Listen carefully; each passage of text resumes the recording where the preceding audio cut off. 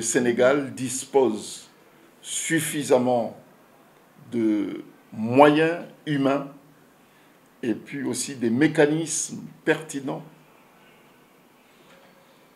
qui reposent à la fois sur la modération, l'esprit de nuance.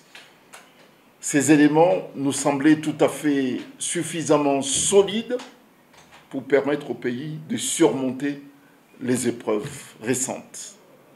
Il suffit de voir comment les institutions constitutionnelles du pays ont su, au moment approprié, s'affirmer. Notre rêve, nous, les présidents de la conférence des organisations des partis politiques africaines, notre rêve, c'est de voir tous les pays d'Afrique disposer, non pas des hommes forts, non, mais de disposer des institutions solides et fortes, qui, à un moment précis et déterminant pour l'histoire de nos pays, des institutions qui puissent dire non à certaines pratiques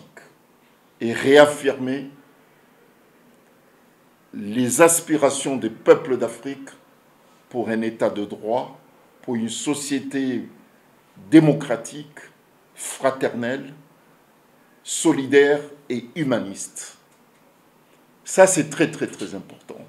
Et lorsqu'on voit un des nôtres s'affirmer avec dignité,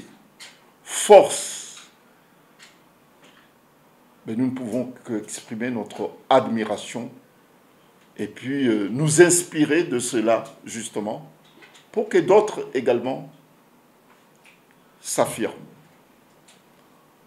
Nous aurons beaucoup de choses à dire après les échéances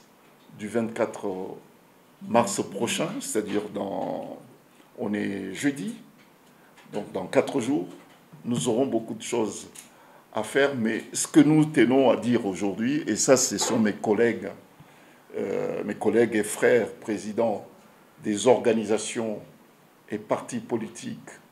panafricains, PASTEF Africa, ils m'ont chargé de venir le dire ici dans le cadre de cet entretien avec la presse internationale et nationale, ici à Dakar, pour dire que nous avons pris l'engagement, nos organisations ont pris l'engagement de distinguer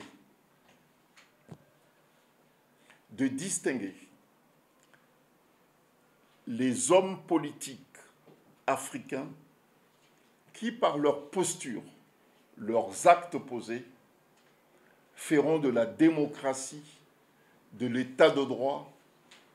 et puis de l'humanisme, et puis de la défense des intérêts de l'Afrique, leur combat. Nous prendrons aussi des initiatives pour distinguer des pays qui, à travers leur résilience, leur détermination, leur attachement à la démocratie, aux libertés, une priorité. Ces pays et ces personnalités politiques seront distingués par nos organisations politiques respectives. Et c'est pour cette raison, je saisis cette occasion aussi pour dire que nos organisations sont à l'origine des actions de lobbying qui sont menées en Afrique, certes, ce qui est tout à fait normal, mais partout dans le monde pour que le prochain prix Nobel de la paix soit décerné à la présidente